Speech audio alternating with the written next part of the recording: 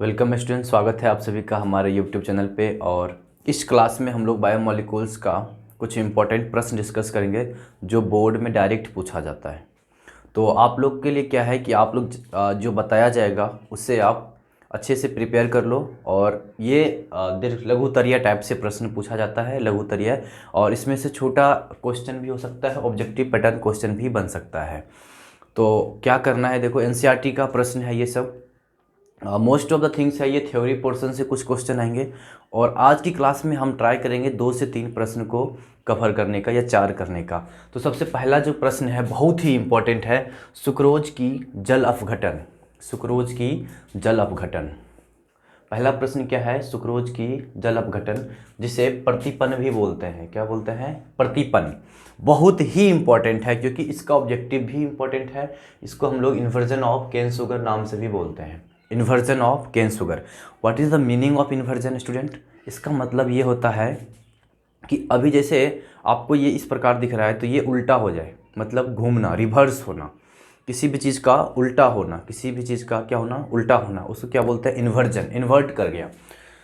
तो अगर कोई चीज़ दाहिने घूम रहा है तो वो कैसा हो जाए? बाएं घूम जाए, तो उसको क्या बोलते हैं? इन्वर्जन। बात समझ में आ गया आपको? इन्वर्जन। उसी को हिंदी में हम लोग प्रतिपन भी बोलते हैं। अब क्वेश्चन जो है वो है, सुक्रोज की जल अपघटन से आप क्या समझते हैं? सुक्रोज की जल अपघटन से आप क्या समझते हैं? मतलब सुक्रोज की हाइड्रोलाइसिस। सुक्रोज की क्या होता है स्टूडेंट? हाइड्रोलाइसिस। वाटर की प्रेजेंस में ब्रेक डाउन। हाइड्रोलाइसिस क्या होता है? वाटर की प्रेजेंस में ब्रेक डाउन, जल की उपस्थिति में उसका टूटना ही क्या कहलाते हैं? सुक्रोज की जल अपघटन। इसमें क्या होता है, देखो देखो एक चीज़ बताऊं मैं आपको। कोई भी सॉल्ट है आपके पास, लवण है आपके पास, जैसे सुक्रोज का है, ग्लूकोज का है, फ्रुक्टोज का है, तो उसकी उसकी खुद की एक प्रकृति होती है, खुद की एक गुण होती है। वो गुण क्या होती है वो समझना जरूरी है।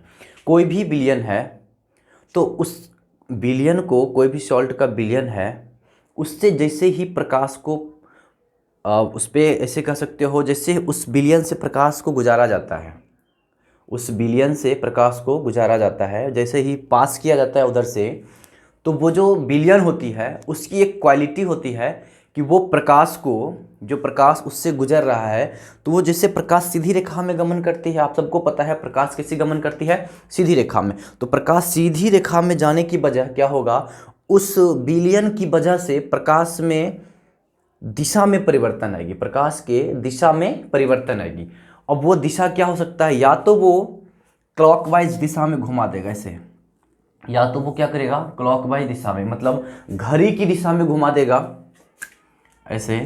या तो वो क्या करे? क्लॉकवाइज घुमा दे, या फिर क्या करे? वो एंटी क्लॉकवाइज घुमा देगा। बात को समझो। कोई भी कंपाउंड आपके पास है, कोई भी यौगिक है, कोई भी लवण है, तो उसकी एक प्रकृति होती है, उसकी एक खुद की गुण होती है कि जो प्रकाश वहाँ से आप पास करवाते हो, प्रकाश, उस प्रकाश को क्या करती है वो? या तो घड़ी की दिशा में घुमाएगा या घड़ी के विपरीत दिशा में घुमाएगा। या तो वो घड़ी के दिशा में घुमाएगा या घड़ी के विपरीत दिशा में घुमाएगा। तो जैसे ही आपने लिया सुक्रोज का विलयन, किसका विलयन लिया? सुक्रोज का विलयन। ध्यान से देखो, किसका विलयन लिया आप लोग? सुक्रोज का विलयन। यहाँ पे सुक्रोज का विलयन लिया आपने, इसके अंदर क्या है? सुक्रोज। सुक्रोज का विलयन लिया और यहाँ से प्लेन पोलराइज लाइट बोलते हैं, यहाँ से प्रकाश को पास करवाया गया। प्रकाश को क्या किया गया? पास कर, मतलब गुजारा गया उससे। तो ये जो सुक्रोज का विलयन होता है, यह क्या करता है? इस प्रकाश को, ये जो लाइट सीधी रेखा में जा रही थी उसको घड़ी की दिशा में घुमाता है। और कितना डिग्री से घुमाता है? वो होता है 66.5 डिग्री से। ध्यान से देखो, ये जो सुक्रोज का विलयन था स्टूडेंट, यहाँ पे इधर से लाइट गया। अब इसमें एक कॉन्सेप्ट होता है plane polarise light. Plane polarise light, उसका मीनिंग क्या होता है? जैसे एक ऑर्डिनरी लाइट जो आपके रूम में बल्ब लगा हुआ है या सूर्य प्रकाश है, तो उसमें आप कितने कंपोनेंट मानते हो? 7 कंपोनेंट मानते हो आप। तो एक कॉन्सेप्ट होती है प्लेन पोलराइज लाइट, उसमें क्या करते हैं हम 6 कंपोनेंट को हटा देते हैं, 6 भाग को हटा देते हैं और उसमें सिर्फ और सिर्फ कितने भाग लेते हैं? 1 भाग लेते हैं। तो उस भाग को, उस लाइट को ही हम लोग यहाँ पे कंसीडर करते हैं। तो वो लाइट आया प्लेन पोलराइज्ड बोलते हैं उसको, मतलब सभी को हटा के सिर्फ और सिर्फ एक वेवलेंथ की लाइट आप लेते हैं, एक वेवलेंथ की लाइट लेते हैं। तो इसको हम लोग बोलते हैं प्लेन पोलराइज्ड लाइट। आपसे कोई पूछेगा प्लेन पोलराइज्ड लाइट का मतलब क्या होता है, तो आप बोलना कि एक ऑर्डिनरी लाइट के अंदर 7 कंपोनेंट मुख्यतः होते हैं, लेकिन वो 6 को हटा दो, किसी एक को लो, तो उसे क्या बोलते हैं? Plane polarised light.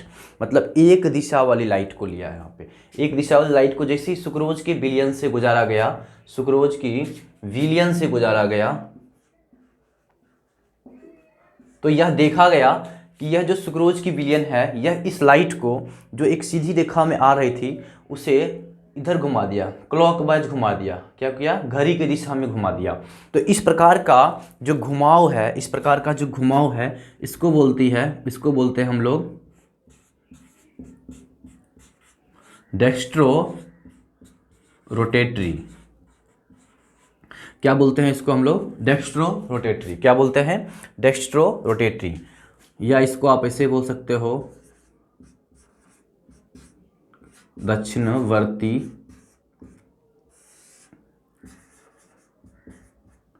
Dhruvan घूर्णक। Hindi में क्या बोलते हैं? दक्षिणवर्ती ध्रुवन घूर्णक। ये ध्यान रखना होगा इसको, डेक्स्ट्रो रोटेटरी। और इसको जो हम इंडिकेट करते हैं वो पॉजिटिव साइन से करते हैं। चिन्ह किस द्वारा? पॉजिटिव के द्वारा। हम क्लॉकवाइज दिशा में अगर घूम रहा है तो उसको दर्शाते हैं। क्लॉकवाइज दिशा में अगर घूम रहा है तो उसको हम लोग कैसे दर्शाते हैं? उसको हम लोग दक्षिणावर्ती या प्लस से दर्शाते हैं। तो देखो, एक बार देखो आप लोग अच्छे से, सुक्रोज की विलयन को जैसे ही इस विलयन से जैसे ही लाइट को पास कराया गया, तो यह 2 दिशा में घूमने की प्रवृत्ति होती है, लेकिन सुक्रोज जो घुमा रहा है उस लाइट को, वह दक्षिणावर्ती घुमा रहा है प्लस से। और कितने डिग्री से? 66.5 डिग्री से। कितने डिग्री से? 66.5 डिग्री से। तो इसीलिए इसको बोलते हैं दक्षिणावर्ती घूर्णन। क्या बोलते हैं? दक्षिणावर्ती घूर्णन। अब आपको क्या समझना है, इन्वर्जन का मतलब क्या होता है? देखो, इन्वर्जन का मतलब होता है उल्टा होना। क्या होना? उल्टा होना। तो यहाँ पे ये कितना डिग्री बता रहा है? 66.5 डिग्री। तो इन्वर्जन कैसे हुआ, इस चीज को समझो। अब जैसे सुक्रोज के विलयन का देखो, सुक्रोज का विलयन का, उसका खुद का कितना था? खुद का 66.5 होता है। कितना होता है? 66.5। और ये किस दिशा में होता है? डेक्स्ट्रो यानी कि क्लॉकवाइज। लेकिन जल में जैसे अपघटन कराते हो आप, जल की उपस्थिति में इसको क्या कराते हो? अपघटन। जल की उपस्थिति में इसको तोड़ते हो तो यह 2 भागों में टूटता है। पहला भाग इसका ग्लूकोज और दूसरा भाग इसका फ्रुक्टोज। ध्यान से देखो आप लोग, पहला भाग इसका ग्लूकोज और दूसरा भाग फ्रुक्टोज। ऑब्जेक्टिव बन जाएगा यहाँ से, आपको पता होना चाहिए। सुक्रोज को जल में अपघटन कराते हैं तो यह 2 भागों में बनता है, ग्लूकोज और फ्रुक्टोज। अब जब आप ग्लूकोज की अलग से इस विलयन का, ध्यान से देखो, ग्लूकोज का देखते हो तो ये क्या करता है? 52 डिग्री से क्लॉकवाइज घुमा रहा है। 52 डिग्री से क्या कर रहा है? क्लॉकवाइज। ये यहाँ पे अगर प्लस माइनस नहीं लिखा हुआ होता है तो आपको पता है वो क्या होता है? प्लस। और प्लस बोले तो वो क्लॉकवाइज, घड़ी की दिशा में। प्लस बोले तो वो घड़ी की दिशा में। तो ये 52 डिग्री से किधर घुमाता है? बोलो, क्लॉकवाइज, यानी कि प्लस, क्लॉकवाइज। और जो फ्रुक्टोज है वो कितने डिग्री से घुमाता है? 92 डिग्री। और ये माइनस जो लिखा हुआ है, ये माइनस, उसका मतलब क्या हुआ स्टूडेंट? कि वो घड़ी के दिशा के विपरीत, घड़ी के दिशा के विपरीत। समझ में आ रहा है आपको? तो यहां से क्या पता चल रहा है कि सुक्रोज के जल के अपघटन के बाद 2 आपको कंपोनेंट मिल रहा है, एक ग्लूकोज और दूसरा फ्रुक्टोज। यह घड़ी की दिशा में घूमता है कितने डिग्री से? 52 डिग्री से। और ये घड़ी के विपरीत दिशा में घूमता है, और वो कितने डिग्री से? -2 डिग्री से। और ये माइनस साइन का मतलब क्या हुआ? इस माइनस साइन का मतलब हुआ कि घड़ी के विपरीत दिशा में, घड़ी के विपरीत दिशा में। तो आपके पास जो ये बना है, ये जो बना है, इसका कुल घूर्णन कितना होगा? इसका कुल घूर्णन कितना होगा? देखो, तो इसका हम लोग औसत घूर्णन निकालते हैं। इसका हम लोग औसत घूर्णन निकालते हैं, औसत एवरेज एवरेज वैल्यू निकालते हैं, कितना होता है देखो, औसत घूर्णन कितना होगा, इसका हुआ 52 डिग्री 52 डिग्री और माइनस में 92 डिग्री और डिवाइड बाय 2, तो यह कितना हो जाएगा, इसमें जाएगा, ये हो जाएगा 40 और पाउंड 2 बराबर -20 डिग्री, -20 डिग्री। बहुत ही इंपॉर्टेंट है, हम समझो इस चीज़ को। क्यों?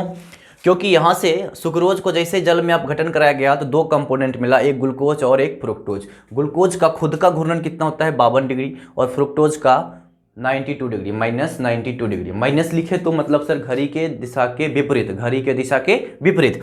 तो इससे पता चल रहा है कि सर इस बिलियन का ये जो कंपोनेंट है इसका खुद अब कितना होगा, औसत में ये कितना घूमेगा सर औसत में, तो ये 52 इसका, ये प्लस वाला और ये माइनस वाला 92, इन दोनों को ऐड किया तो ये घट के 40 हो गया बटे 2, 40/2 मतलब कितना हो गया -20 डिग्री।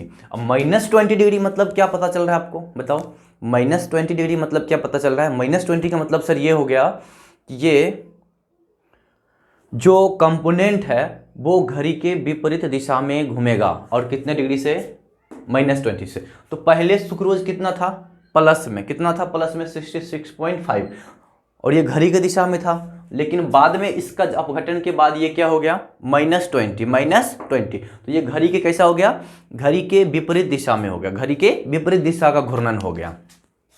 तो मतलब ये अब हो गया वाम ध्रुवन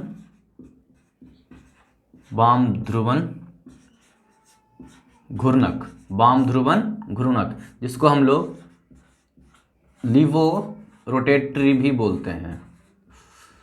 और ये बहुत फेमस शब्द होता है लीवो और डेक्स्ट्रो, तो एज ए केमिस्ट्री स्टूडेंट आपको अच्छे से पता होना चाहिए लीवो मतलब क्या होता है और डेक्स्ट्रो मतलब क्या होता है। तो इस प्रकार से आपको यहाँ से ये कंक्लूजन मिल गया कि सुक्रोज खुद था पहले 66.5 और वो घड़ी की दिशा में था, लेकिन जल के अपघटन के बाद इसका विलयन जो बना है वो -20 का घूर्णन शो कर रहा है, लेकिन वो घड़ी के विपरीत दिशा में, घड़ी के विपरीत दिशा में। तो इस प्रकार से क्या हुआ, यह इन्वर्जन हो गया, उल्टा हो गया, पहले घड़ी की दिशा में था अब उसके उल्टा दिशा में हो गया।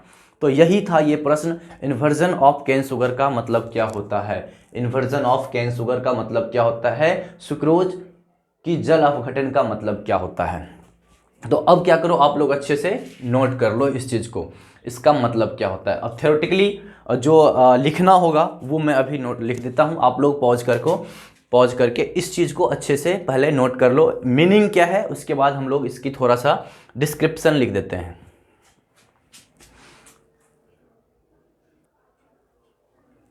तो आप लोग क्या करो अच्छे से इस चीज़ को नोट कर लो, इसका जो डिस्क्रिप्शन होगा वो नोट कर लो।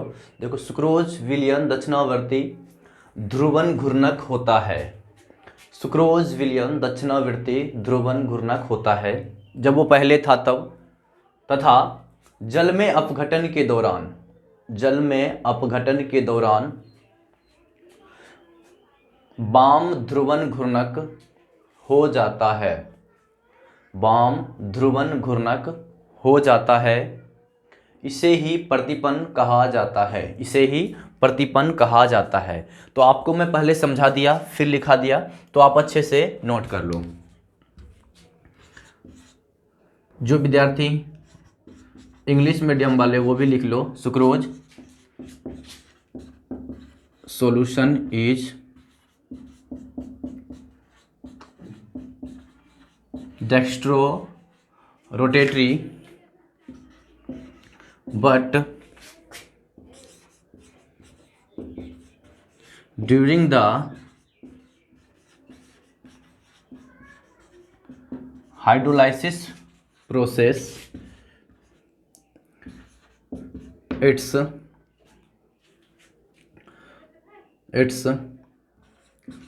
net rotation become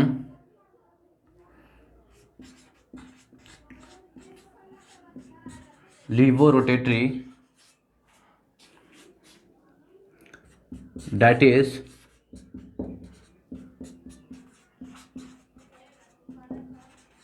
version of cane sugar. और आपको अच्छे से पता है कितना डिग्री से चेंजिंग होता है, तो आप नोट कर लो, पॉज करके वीडियो को रोक के नोट कर लो, फिर हम लोग नेक्स्ट प्रश्न पे आते हैं। चलिए हम लोग नेक्स्ट सेकेंड क्वेश्चन पे आते हैं। क्वेश्चन यह है, प्रोटीन की विकृतीकरण से आप क्या समझते हैं? प्रोटीन की विकृतीकरण से आप क्या समझते हैं? That is denaturation of protein. Denaturation of protein, इस चीज़ को समझने से पहले थोड़ी सी आइडिया आपको मैं देता हूँ। प्रोटीन बनता कैसे? देखो, प्रोटीन जो है वो एक पॉलीमर होती है। प्रोटीन एक क्या होती है? पॉलीमर होती है। और पॉलीमर कहे तो कि उसका कुछ बेसिक यूनिट होगा, उसका एक सबसे छोटी इकाई होगा। तो प्रोटीन की जो सबसे छोटी इकाई होती है वो होती है अमीनो एसिड। इसकी जो सबसे छोटी इकाई होती है वो होती है एमिनो अम्ल। क्या होती है स्टूडेंट? एमिनो अम्ल। ये आपको याद रखना होगा क्योंकि ये ऑब्जेक्टिव भी पूछा जा सकता है, और खूब अच्छे से बोले तो इसको अल्फ़ा अमीनो एसिड भी कहते हैं। अल्फ़ा अमीनो एसिड भी कहते हैं। अब बातें को समझने की कोशिश करते हैं। इसका मतलब क्या होता है? प्रोटीन की विकृतीकरण मतलब क्या होता है? देखो, विकृतीकरण का मतलब होता है खराब होना।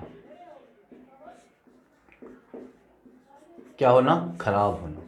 कहने का मतलब जो पहले जिस रूप में अच्छा था उस रूप से अलग हो जाना। ध्यान से समझो, कहने का मतलब ये कि पहले जिस रूप में वो था उससे अलग होना, उसे क्या बोलते हैं? विकृतीकरण, खराब होना। आपके पास कुछ चीज़ कोई फॉर्म में है, वो अपने पहले वाले ओरिजिनल स्टेट से अलग हो गया, मतलब जो पहले था उससे अलग हो गया, तो उसे क्या बोलते हैं? विकृतीकरण। क्या बोलते हैं? विकृतीकरण मतलब खराब हो जाना। अब प्रोटीन की विकृतीकरण का मीनिंग क्या है तो समझो इस चीज को। प्रोटीन की संरचना यानी कि स्ट्रक्चर को जब आप देखते हो, प्रोटीन की स्ट्रक्चर यानी कि संरचना को जब देखते हो तो आप इस प्रकार से इसकी संरचना को डिवाइड करते हो अलग अलग भागों में। ध्यान से देखें, संरचना को आप अलग अलग डिवाइड करते हो, जिसको आप लोग प्राथमिक यानी कि प्राइमरी, फिर सेकेंडरी जिसको आप द्वितीयक बोलते हो, और तीसरी टर्सरी, और चौथी क्वार्टरनरी। ध्यान से समझना क्या है, मैं ये क्यों बता रहा हूँ। देखो, इसका एक अलग टॉपिक्स होता है, वो 15 मिनट का टॉपिक्स है, वो मैं अलग से सिखाऊंगा आपको। लेकिन यहाँ पे मैं आपको इस क्वेश्चन का आंसर लिखने का तरीका बता रहा हूँ। प्रोटीन की विकृतीकरण का मतलब क्या होता है? देखो, प्रोटीन जब बनता है तो इसकी संरचना पहले होती है प्राथमिक। क्या होती है? प्राथमिक। और प्राथमिक बोले तो बिल्कुल सिंपल, बिल्कुल सिंपल, जैसे अमीनो एसिड का पॉलीमर बोल रहे हो ना, तो एक एक चेन, एक एक श्रृंखला, बिल्कुल सिंपल ऐसे। ये हुई क्या? प्रोटीन की प्राथमिक संरचना, मतलब सबसे छोटी इकाई जब आपस में जोड़ जोड़ के बना रहे हैं तो उसको क्या बोलते हैं? प्राथमिक संरचना। तो ये प्राथमिक संरचना। फिर सेकेंडरी, टर्सरी और क्वार्टरी का क्या मतलब हुआ, ये बातें को समझना है। सेकेंडरी, टर्सरी और क्वार्टरी का मतलब ये हुआ स्टूडेंट, जो पहले आपको एकदम सीधी रेखा में दिख रही थी वो सब क्या हुआ? आपस में ज्वाइन होना शुरू हुआ। वो सब आपस में क्या हुआ? ज्वाइन होना शुरू हुआ। और जितनी ज़्यादा जटिलता बढ़ते गई उसकी नाम बढ़ती गई। जैसे सेकेंडरी, तो इसका मतलब कि वो टर्सरी से कम जटिल संरचना होगा, कम कॉम्प्लेक्स संरचना होगा। फिर अगर टर्सरी बोलेगा तो अगर क्वाटरनरी बोलेगा ये, तो इसका मतलब ये बहुत ज़्यादा ही जटिल संरचना है। ये क्या है? बहुत ज़्यादा ही जटिल संरचना है। तो जटिलता के आधार पे, उसके स्ट्रक्चर की जटिलता के आधार पे, कॉम्प्लेक्सिटी के आधार पे, वो कितना संघनित हो रहा है, कितना ज़्यादा अपने आप में बॉन्डिंग कर रहा है, कितने अच्छे से बंध रहा है, उसके आधार पे प्रोटीन को 4 भागों में बांटा गया है, प्राथमिक, सेकेंडरी और इसको बोलते टर्सरी और क्वाटरनरी। इस प्रश्न का आंसर कैसे आएगा? देखो, कोई भी प्रोटीन है वो त्रिविमीय संरचना में होती है। कैसी होती है? त्रिविमीय संरचना में। प्रोटीन जो होती है वो प्रोटीन त्रिविमीय संरचना में होती है। प्रोटीन त्रिविमीय संरचना में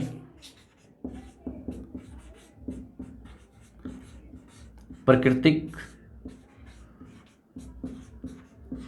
रूप से पाया जाता है। प्रोटीन कैसी होती है? त्रिविमीय संरचना में प्राकृतिक रूप से पाया जाता है और ये सक्रिय होती है। सक्रिय अवस्था में, सक्रिय अवस्था में होती है। सक्रिय कहने का मतलब इसका जो कार्य है वो करने के लिए तैयार होना। इसका जो कार्य है उस कार्य को करने के लिए तैयार होना को क्या बोलते हैं? सक्रिय अवस्था। क्या बोलते हैं? सक्रिय अवस्था। प्रोटीन अपनी त्रिविमीय संरचना में पाई जाती है प्राकृतिक रूप से। ध्यान से समझो, इसकी विन्यास कैसी है आपसे कॉन्फ़िगरेशन पूछा जाएगा तो बोलना क्या है? त्रिविमीय। क्या? त्रिविमीय। और वो कितने प्रकार के होते हैं? तो प्राथमिक, सेकेंडरी, टर्सरी और क्वाटरनरी। इसकी कॉम्प्लेक्सिटी, जटिलता के आधार पे तो ये सब मिलके एक त्रिविमीय संरचना बनाते हैं। क्या बनाते हैं? एक त्रिविमीय संरचना। तो ये इसकी प्राकृतिक रूप है, ये इसी रूप में पाया जाता है। ये इसकी कैसी रूप है? प्राकृतिक रूप है। ये इसी रूप में पाया जाता है। त्रिविमीय संरचना में प्राकृतिक रूप से पाया जाता है और सक्रिय होती है, मतलब इसका जो कार्य है उस कार्य को करने के लिए ये तैयार रहती है, वो कार्य करती है। तो विकृतीकरण का मतलब क्या होगा? कि इसकी जो सक्रिय अवस्था थी उसको खराब करना। ध्यान से समझो, विकृतीकरण का मतलब क्या हुआ? कि इसकी जो सक्रिय अवस्था थी उसको खराब करना। पहले ये अच्छे से कार्य कर रहा था लेकिन इस चीज को खराब होना या खराब करना ही क्या कहलाएगा? विकृतीकरण। खराब होना या खराब करना ही क्या कहलाएगा? विकृतीकरण। बात समझ में आ रहा है आपको? तो आप कैसे करते हो और वो कई जगह जरूरी भी है, कई जगह जरूरी भी नहीं है, तो वो चीजें आपको समझना है। ये सक्रिय अवस्था में पाई जाती है और प्राकृतिक रूप से पाई जाती है। तो प्रोटीन की जो विकृतीकरण होती है उसके लिए जो जिम्मेदार फैक्टर होते हैं, कारक होते हैं, जिसके वजह से इसकी विकृतीकरण हो जाती है, उसको मैं यहाँ पे बता देता हूँ। देखो, प्रोटीन के लिए जो है वो पीएच स्पेसिफिक होता है। पीएच जैसे आप अम्लीय और क्षारीय निर्धारित करते हो कि 7 से कम है तो इस प्रकार के सॉल्यूशन को हम लोग अम्लीय बोल देते हैं और 7 से ज़्यादा है तो क्षारीय बोल देते हैं। तो प्रोटीन की विकृतीकरण किस बात पे निर्भर करती है? पीएच पे। किस पे? पीएच पे। फिर तापमान पे। किस पे? तापमान पे, टेम्परेचर पे।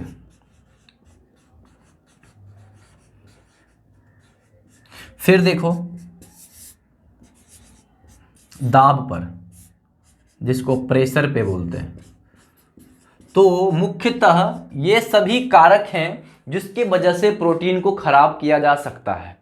ये सभी कारक हैं जिसके वजह से प्रोटीन को खराब किया जा सकता है। देखो, प्रोटीन अपने पीएच रेंज में अच्छे से सक्रिय होते हैं। पीएच रेंज में जैसे कोई प्रोटीन काम कर रहा है, जैसे एंजाइम भी होता है, एक प्रकार की प्रोटीन होती है, तो वो अपने डाइजेस्टिव सिस्टम में कार्य कर रहा है, उसके लिए एक पीएच रेंज होती है। इस पीएच रेंज पे ये अच्छे से काम करेगा। जैसे ही उसमें अंतर कर दोगे तो वो एंजाइम कार्य करना बंद कर जाएगा। फिर से समझो, अपने पाचन तंत्र के अंदर जो एंजाइम कार्य कर रहे हैं उसकी एक पीएच रेंज होती है और आप सबको पता होना चाहिए कि every enzyme is a protein.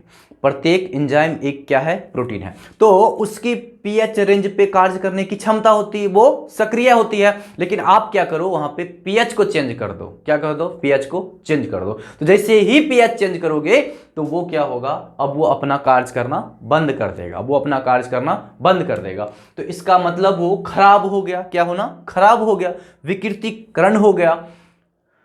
तापमान चेंज करके भी कर सकते हैं और दाब चेंज करके भी कर सकते हैं। कई जगह आपको ऊष्मा के प्रभाव से भी लिखा मिल जाएगा। तो ये सब छोटी छोटी चीज है। ऊष्मा की वजह से भी ऊष्मा की वजह से भी। तो ये सभी कारक हैं जो प्रोटीन की विकृतीकरण के लिए जिम्मेदार होते हैं। तो इसको आप लोग अच्छे से पहले नोट कर लो, एक रफ आइडिया। फिर मैं इसकी वो डिस्क्रिप्शन लिख देता हूं जो आपको एग्जाम में लिखना है, वो बहुत ज़्यादा इंपॉर्टेंट हो जाएगा। पहले समझ लिए आप लोग, और उस चीज़ को मैं अब लिख देता हूँ। तो आप लोग वीडियो को पॉज करो और अच्छे से नोट कर लो। तो आपको अब क्या करना है, नोट करना है, इसको ही एग्जाम में लिखना है। देखो वो समझना था, समझ लिए क्या होती है, लेकिन एग्जाम में क्या लिखना है, कैसे लिखना है, वो चीज़ें देखो। प्रोटीन की विकृतीकरण। प्रोटीन जैविक निकाय में, जैविक निकाय कहने का मतलब हम लोग लिविंग सिस्टम, जैसे एनिमल्स हुआ, ह्यूमंस हुआ, उसको लिविंग सिस्टम बोलते हैं, लिविंग सिस्टम। प्रोटीन जैविक निकाय में एक निश्चित विन्यास में त्रिविमीय संरचना के रूप में, कैसी होती है ये त्रिविमीय संरचना, मतलब थ्री डायमेंशनल, कैसा थ्री डायमेंशनल के रूप में सक्रिय अवस्था में रहती है। इंपॉर्टेंट लाइन है ये शब्द, किस अवस्था में होती है, सक्रिय अवस्था में, मतलब जिसको इसको जो कार्य करना है उस कार्य को करने के लिए तैयार रहती है, सक्रिय अवस्था में रहती है। फिर देखो, इसे प्राकृतिक प्रोटीन कहा जाता है। यह अपने नेचुरल फॉर्म में होता है, नेटिव फॉर्म में होता है, यह जैसे इसको होना था उसी रूप में होता है, इसीलिए क्या कहा जाता है, इसे प्राकृतिक प्रोटीन कहा जाता है।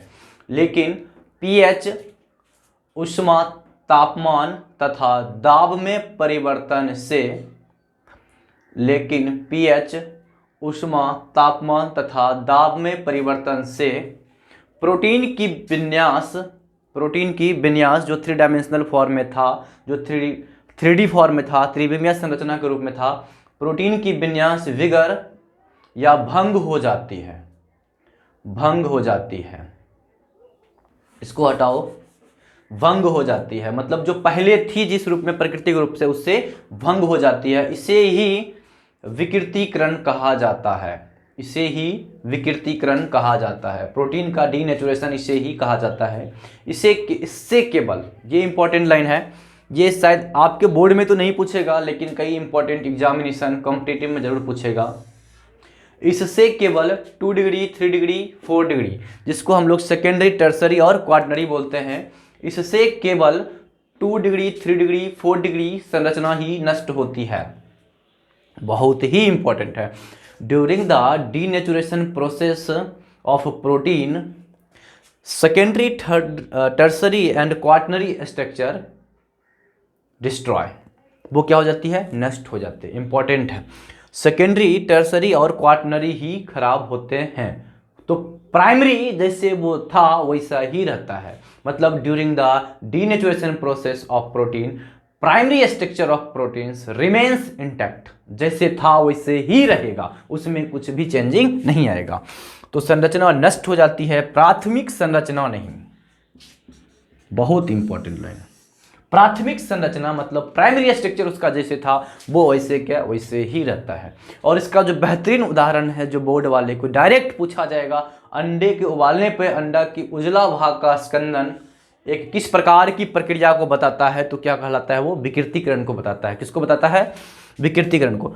अंडे उबालने पर अंडा की उजला भाग की स्कंदन मतलब जमना जो होती है, वो किस प्रकार की प्रक्रिया को दर्शाती है, तो प्रोटीन की डीनेचुरेशन को बताती है। फिर दूध से दही बनाने में लैक्टिक एसिड बनता है, कौन सा, लैक्टिक अम्ल, और यह भी एक प्रोटीन की विकृतीकरण का उदाहरण है। तो दो बेहतरीन उदाहरण है, आपको ध्यान रखना होगा। अंडे उबालने पे अंडा के उजले भाग की स्कंदन और दूध से दही बनाने में लैक्टिक एसिड बनता है, वहाँ पे भी प्रोटीन का जो डीनेचुरेशन होता है वो इसका उदाहरण है। तो ध्यान से आप लोग अच्छे से नोट कर लो, एग्जाम में आए तो इस प्रकार से लिख के आना। और जो मैं आपको पहले बताया था वो एक प्रोसेस होता है, तो उस आप पहले समझ लो, फिर नोट कर लो और अच्छे से तैयार कर लो। हम लोग नेक्स्ट क्वेश्चन पे आएंगे, फिर एक क्वेश्चन और करने की कोशिश करते हैं। बहुत ही छोटा प्रश्न है, एनसीईआरटी का ही है।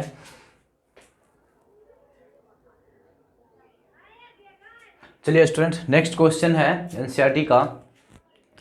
ये क्वेश्चन एनसीईआरटी का है, लेकिन इससे कई मॉडिफिकेशन करके प्रश्न बनाया जा सकता है, तो उसको भी हम लोग साथ साथ कवर करेंगे। ग्लूकोज तथा सुक्रोज जल में विलय होती है, जबकि साइक्लोहेक्सेन अविलय होती है। साइक्लोहेक्सेन अविलय होती है। देखो, कोई भी चीज़, किसी भी चीज़ के अंदर विलय होना और ना होना किस बात पे निर्भर करती है, पहले उसको समझते हैं। मैं क्या समझाने जा रहा हूँ आपको, कोई भी चीज़ किसी भी विलायक के अंदर विलय होगी, घुलेगी या नहीं घुलेगी, वो किस बात पे निर्भर करती है, पहले उस बात को समझो आप। एक कॉन्सेप्ट होती है लाइक डिजॉल्व लाइक। क्या कॉन्सेप्ट होती है? Like dissolve like. उसका क्या मतलब होता है? थोड़ा मुझे दिक्कत होगा हिंदी समझाने में, तो आप लोग हिंदी शब्द का थोड़ा मैं यहाँ पे कम प्रयोग कर पाऊँगा लाइक डिजर्व लाइक में, लेकिन उम्मीद है आप सीख जाओगे। देखो, जैसे मैं H2O लिखता हूँ, क्या लिखता हूँ? H2O।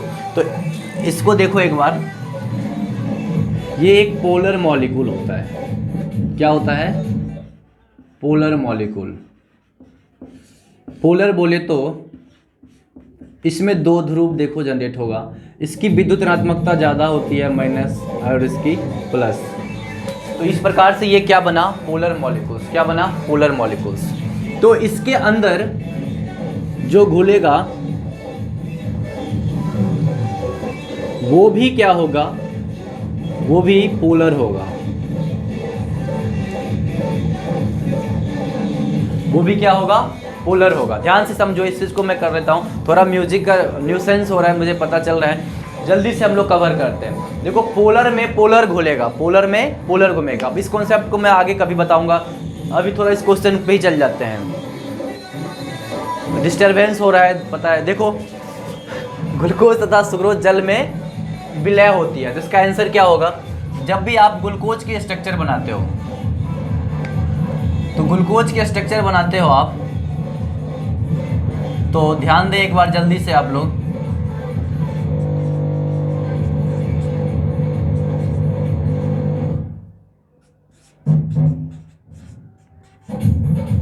एक, दो, तीन, चार, पाँच, छः। तो इसमें जो OH मौजूद होता है, OH मौजूद होता है, उसके वजह से क्या होता है? उसके वजह से ये वाटर के साथ, यानी कि जल के साथ H बंधन बनाता है। जल के साथ क्या बनाता है? H बंधन, हाइड्रोजन बंधन, H बंधन बनाता है। और ये H बंधन बनाता है तो वो आपस में एक दूसरे से जुड़ता है, मतलब ये इससे जुड़ेगा, ये इससे जुड़ेगा। बात समझ में आ रहा है आपको? H बंधन की वजह से ये आपस में जुड़ेगा, और जुड़ेगा तभी वो उसमें घुलेगा। ये जुड़ेगा, इसी वजह से वो घुलेगा। ध्यान से देखें, OH और H2O में H बंधन होगा। क्या होगा? H बंधन, हाइड्रोजन बंधन। और हाइड्रोजन बंधन की वजह से यह क्या होगा? घुलेगा, मतलब विलय जिसको बोलते हो, ये क्या होगा? घुलेगा। ये क्या होगा? घुलेगा। और साइक्लोहेक्सेन क्यों नहीं घुलेगा वो समझो। साइक्लोहेक्सेन ये है, 6 मेंबर का रिंग है, इसमें कोई OH नहीं है, इसमें कोई OH नहीं है, तो इसमें किसी भी प्रकार का हाइड्रोजन बंधन नहीं होगा। तो इसमें हाइड्रोजन बंधन नहीं होगा, इसमें H बंधन नहीं होगा। और आप देखो, जब तक ये बंधन नहीं होगा तब तक घुलेगा नहीं, तो H बंधन नहीं होगा, इसी वजह से यह मॉलिक्यूल जल में अविलय होगा। यह क्या होगा? जल में अविलय होगा, और ये जल में विलय होगा। तो यहीं पे ख़त्म करते हैं। बाकी कॉन्सेप्ट जो था लाइक डिजॉल्व लाइक का, वो मैं नेक्स्ट क्लास में डिस्कस करूँगा, कभी और डिस्कस करेंगे वो अलग से टॉपिक्स पे। यहाँ आप लोग अच्छे से तैयार कर लो। चलिए, आप लोग को बहुत बहुत धन्यवाद। आपको अगर ये लेक्चर अच्छा लगा तो प्लीज़ चैनल को सब्सक्राइब भी करो, अपने दोस्तों को बताओ, क्योंकि वो चीज़ें अगर नहीं होती है तो ये लेक्चर आना बंद हो जाएगा। जेन्युइन रीज़न है, देखो जेन्युइन रीज़न है, इससे आपको सब्सक्राइब भी करना पड़ेगा, दोस्तों को शेयर ही करना पड़ेगा और लाइक भी करना पड़ेगा। चलिए, बहुत बहुत धन्यवाद। हम लोग नेक्स्ट लेक्चर में फिर मिलते हैं।